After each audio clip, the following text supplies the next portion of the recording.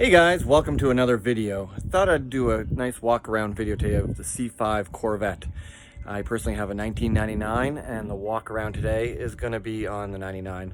97-204 is the C5 generation and they're pretty much all the same. A few small tweaks, different models were introduced and a few commemorative additions. So I wanted to give you the video today on my C5 in case maybe you're looking at one or just curious to know more about them. And I do apologize if I'm squinting a little bit. It's a beautiful sunny day here. I can't complain. It's about 30 degrees or about 90 Fahrenheit, so it's an absolute gorgeous day here. And I'll do a walk around with you. This is my 1999 magnetic red Corvette. To give you a little history on the C5 Corvette, which is this style here, the 5th generation, it ran from 1997 up until 2004 and went into the C6 in 2005. In 1997, when this model first came out, it was only available in what I call the Targa or the hatchback edition. Basically, that's the most common model you will see. It's got the glass back that slopes down and it's got the removable top. I love the styling. It's an amazing car. I almost bought it myself. That's what it came standard in 97. The convertible here came out in 1998 and was available right through to the end of the production of 04. And then the Z06 is the other option. I guess there's 4. There's the Targa, which I talked about. There's the convertible here. There's the Z06 edition that is the hard roof. There is no removable piece. It's what's known as the fixed roof. It comes with 405 horsepower. And really came out in 01 through 04, the latter part of the generation. And there was a 4th that wasn't a very high production number. It was just known as the fixed roof coupe, or most people call it the FRC. And it's basically the same look as the Z06. It's got the hard top, non-removable top. But the main thing is the Z06, to tell the difference, is down just in front of your back wheel here is a little black intake for the air to help with the cooling. The regular FRC does not have that. And Chevy actually came out with the FRC initially, as they were playing with the idea, and I'm so thankful they didn't go ahead with it, is when they built it, it was going to be a cheaper way for people to get into Corvette. They were going to have an underpowered vehicle with the fixed roof, basically get in at a lower price, kind of like the Mustang, with less horsepower, possibly like a V6. And I'm really glad they didn't do that. It would have, I think, hurt the brand of Corvette. When I look at Mustang, I always think of the GT as the go-to, and you know, unfortunately the V6s are the less expensive way to go, but it just hurts the image of it. So I'm glad they didn't go with that, but they did go ahead with the product and they still put the LS1 in it. So just a little bit of history there for you on the C5. And let's get into the vehicle here. I'll show you all around. I'll do a walk around and we'll take a peek at it. While you're watching this, feel free to subscribe. I'm just a new YouTuber and my video content is very amateur. I do apologize for that. But I'm trying to start a Corvette channel. So if you do like this content, feel free to subscribe and also hit the like button. The more people that like it, I guess with YouTube, they will have it promoted a little bit on people's feeds. So I would appreciate anything that if you could like it and subscribe, that'd be great. Thanks. All right, guys, so here's a 1999 Corvette. The color on this one is magnetic red. It's not the factory red that normally comes with it. That's the torch red. Both colors are beautiful. This one back in 1999 was an additional option or additional cost that the original owner did purchase. My particular one is pretty much loaded. It's got, from what I can find out, every feature available in 99. The only thing, in 1999, from 97 to 99 pretty much, they came standard with what was known as the wagon wheels, which this doesn't have. So the previous owner at some point swapped those out for these. These came out in 2000. I prefer these myself anyway, so that drew me to the wheels, something I didn't have to replace. And also on the side, as you can see, one option that it can come with, I'm glad it doesn't have it because I'm not a fan of it, and if you do have it, it's nothing personal, is the body side molding. I'm not a big fan of those. So this one doesn't have that strip going down the side. As you go around the vehicle, it's actually the first style Corvette since the C1 that offered a trunk on the Corvette. All C2s, 3s, 4s didn't offer an actual trunk. So this is the first feature since the 62, the last year of the C1, to offer a trunk. And it's actually a huge space considering the vehicle. I'll open it up later and show you. But it's pretty good. Like, I've got groceries in this thing, and it holds a grocery load of, you know, items, no problem at all. One thing I haven't tried yet that I'm curious is if it holds a hockey bag. My son's a goalie, and I'm curious to know, I would never drive this in the winter anyway, but just for fun, if it would actually hold a set of goalie gear. Maybe if Carey Price or Marc-Andre Fleury know that answer, maybe they can let me know, but I'm sure they probably drive something a little higher end. So on the 97 to 99 model, when these came out, one little quirk that you may know, or if you see a vehicle trying to identify the year, is the passenger door, the lock. 99 was the last year for some reason that they had the door lock for the key. After that, you'll see the door handle, but there's no lock. So if you see it, you know it's a 97 through 99. And after that, it's a later model C5. I do love it. This is my favorite generation. That's why I personally bought it. Some people love it, some people don't. It's the last style of the flip-up headlights. So in 05, when they went to the C6, they got rid of that option. And they had it since 63. So to me, that was always part of Corvette. I know they didn't have it in C1s, but my whole era growing up, they always had the flip-up headlights, and that's kind of what identified them. So it's a beautiful car. It's in great shape. This one here came with the sport seats, the tan color, which matches the roof. I've got the tan roof as well. That's currently down. One thing, one I actually didn't know until about last year, I always assumed, and it wasn't until the C6, is the roof on these are manual. I always thought they were a power roof, but with the C5 Corvette, they are a manual roof. And it's very easy. All you do, and something here for some of you if you don't know, behind the seat, there is a button that you just push, and it pops open the trunk lid. Now mine currently doesn't work. I don't know if it's just a button issue, probably a cheap fix, probably $20 to get a new button, or it could be a ground issue. But I find just as easy. The cars come with a backup manual string, so all I have to do is pull that, and it opens right up. So for the sake of the button, which is right there, I find it just as easy to pull the string. Save me from doing it, but that's something I'm going to get to probably over the winter, just to have fixed.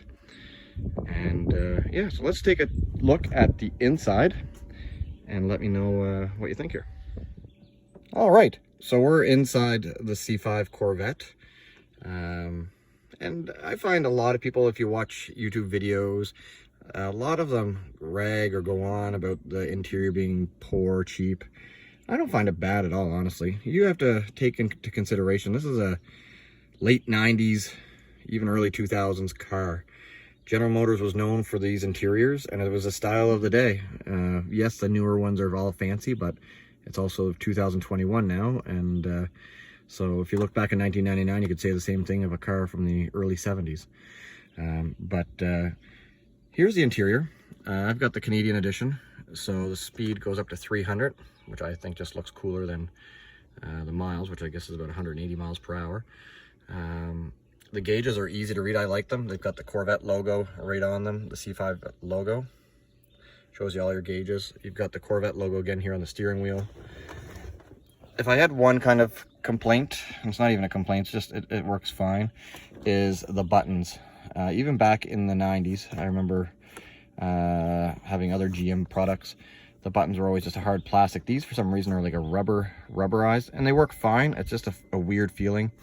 Maybe it's just I don't know what GM went with that, but it works fine. You've got your memory seats, you've got your mirrors, door locks, and your windows. It all works fine. It's just a bit of a rubbery feeling. As you go over to the main console, they had different stereo options at the time. This one here comes with a single CD, and then in the trunk there's a 12-disc CD player. In this day and age, not many people have CDs, and it's hard to find to buy a CD.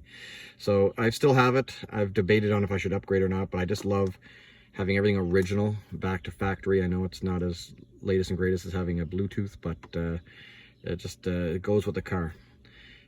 One thing I'm not sure what it is, and if you can comment down below if you know what it is this feature right here. I know obviously there's the power knob and your volume, but what is this feature here? I don't know what the SCV is. It's probably something real simple, but I've had the radio on, I've switched it, nothing happens. I don't know if that's the height of the antenna. I don't think it's that, but I honestly don't know what that little clicky feature is. So if you know what it is, feel free to comment down below and let me know. Just it's a quirk that I don't even know what it is. The other thing, which I guess is poor, would be the cup holder in these Corvettes. They are pretty much used, I guess, as a coin holder, because if you put a coffee in there, it's gonna be coming back anytime you push on the gas, at even just normal driving. It's only about maybe 1.5 inches thick or deep. It's not enough to hold your drink. A lot of people have the accessory on the side. I just haven't got around to that. I honestly don't have too many drinks in my car, so there hasn't been any real need for it.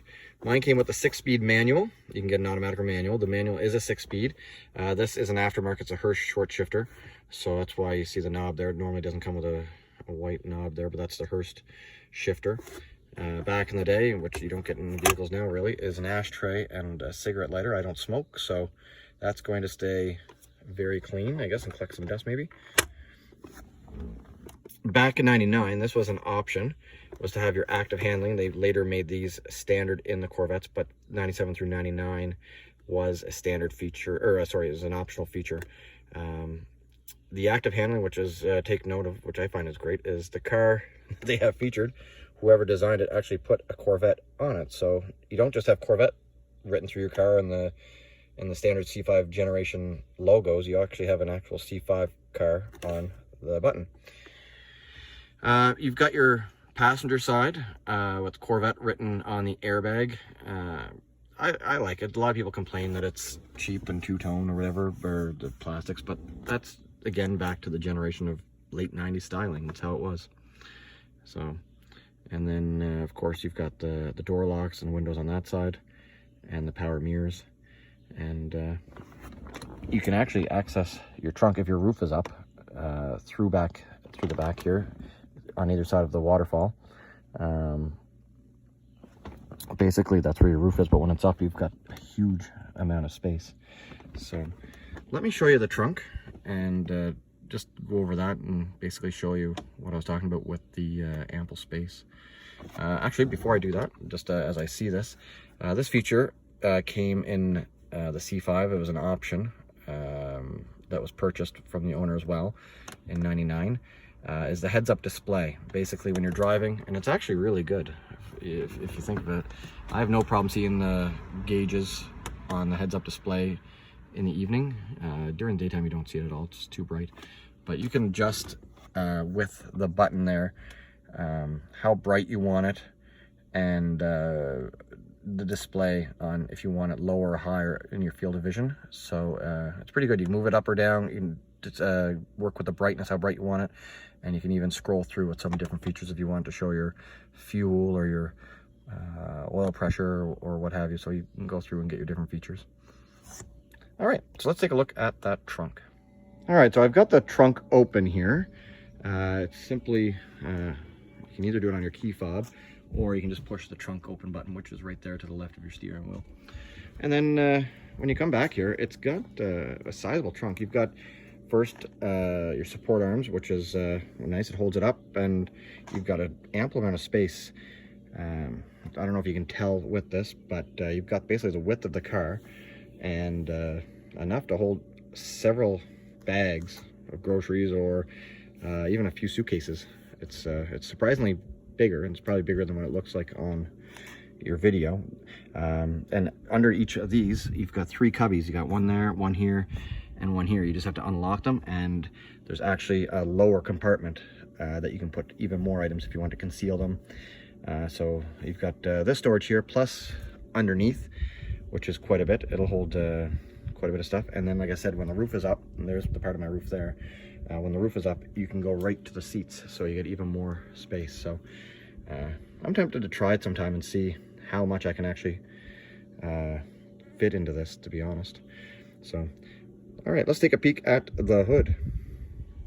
All right, so this is the engine bay of the C5 Corvette, and I have a bit of a breeze, so if there's a little wind, I do apologize. So basically, it's a 5.7 LS1 V8 engine that General Motors put out from 97 up through till, I believe, 2000. Is 345 horsepower. They bumped it up in the last few years to 350, so 5 more horsepower, nothing to really be noticeable. And the aftermarket exhaust on mine is the SLP black wing, but basically it's pretty standard for all the models except for the Z06. The coverings are red with black lettering for the Corvette, just basically flipped around, where their engine produces 405 horsepower on the Z06, so a little bit more power under those. One little notable feature is the wipers on these cars. It's the first model of the Corvette, I believe, correct me if I'm wrong, that has the wipers that are going the same direction. I don't know what the proper terminology is, but basically both wipers go together the same direction. They don't split, and I believe that's the first year Corvette. I don't think the C1 had it, so comment down below if you know if the C1 does that or not. But yeah, it's just a quick little glimpse of the engine bay. You can now, which I'm going to be getting eventually, is you can get a whole new inner liner here, and it has the Corvette symbol more pronounced, I guess. It's got in color, and then you can get the year that fits into that little opening over there, so you can put if it's a 1999 or whatever year. So I've seen those around. That'll be one upgrade that I plan on doing. And I love what the Corvettes, all the way up through to the end of C7, is the reversed hood.